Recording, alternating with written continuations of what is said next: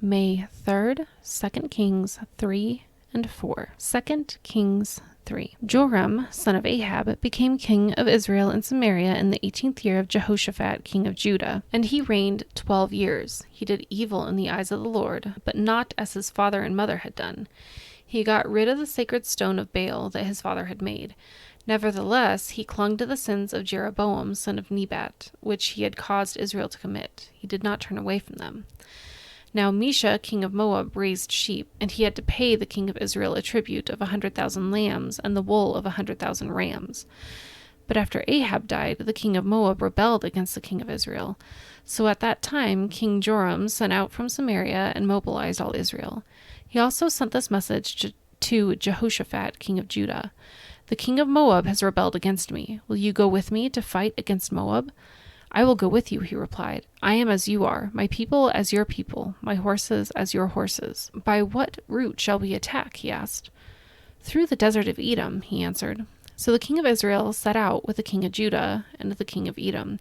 After a roundabout march of 7 days, the army had no more water for themselves or for the animals with them. What? Exclaimed the king of Israel. Has the Lord called us 3 kings together only to deliver us into the hands of Moab? But Jehoshaphat asked, Is there no prophet of the Lord here through whom we may inquire of the Lord? An officer of the king of Israel answered, Elisha, son of Shaphat, is here. He used to pour water on the hands of Elijah. Jehoshaphat said, The word of the Lord is with him. So the king of Israel and Jehoshaphat, the king of Edom, went down to him. Elisha said to the king of Israel, Why do you want to involve me? Go to the prophets of your father and the prophets of your mother. No, the king of Israel answered, because it was the Lord who called us 3 kings together to deliver us into the hands of Moab. Elisha said, As surely as the Lord Almighty lives, whom I serve, if I did not have respect for the presence of Jehoshaphat, king of Judah, I would not pay attention to you. But now bring me a harpist. While the harpist was playing, the hand of the Lord came on Elisha, and he said, This is what the Lord says. I will fill this valley with pools of water, for this is what the Lord says. You will see neither wind nor rain, yet this valley will be filled with water, and you, your cattle, and your other animals will drink.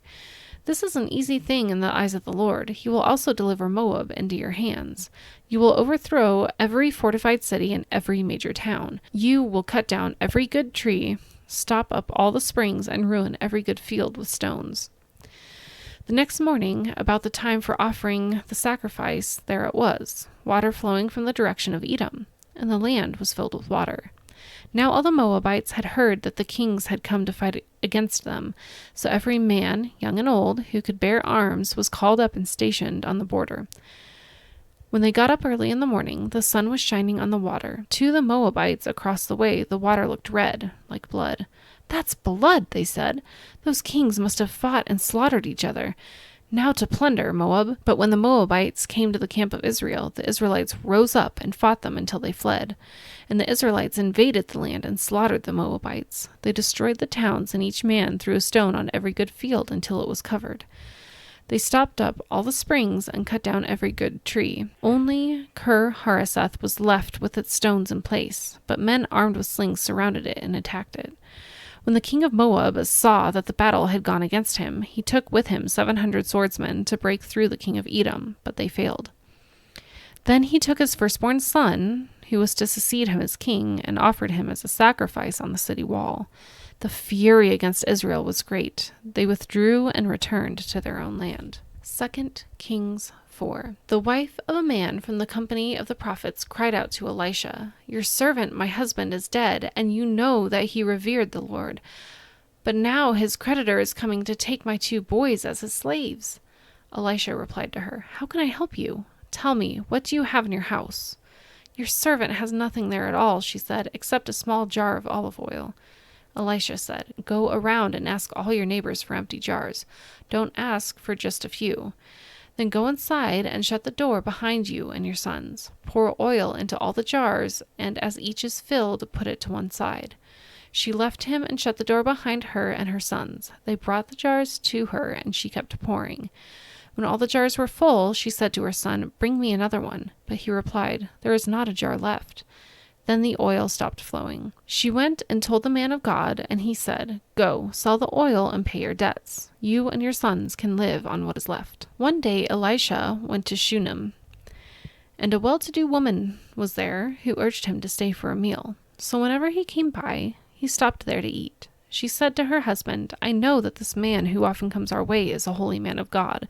Let's make a small room on the roof and put in it a bed and a table, a chair and a lamp for him. Then he can stay there whenever he comes to us." One day when Elisha came, he went up to his room and lay down there. He said to his servant Gehazi, "Call the Shunammite." So he called her, and she stood before him. Elisha said to him, "Tell her, you have gone to all this trouble for us. Now what can be done for you? Can we speak on your behalf to the king or the commander of the army?" She replied, "I have a home among my own people." "What can be done for her?" Elisha asked. Gehazi asked, "She has no son, and her husband is old." Then Elisha said, "Call her." So he called her, and she stood in the doorway.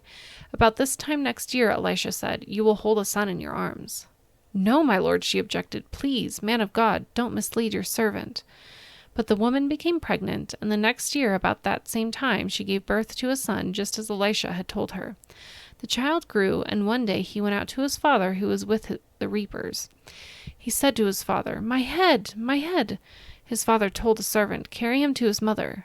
After the servant had lifted him up and carried him to his mother, the boy sat on her lap until noon, and then he died. She went up and laid him on the bed of the man of God, then shut the door and went out. She called her husband and said, "Please send me one of the servants and a donkey so I can go to the man of God quickly and return." "Why go to him today?" he asked. "It's not the new moon or the Sabbath."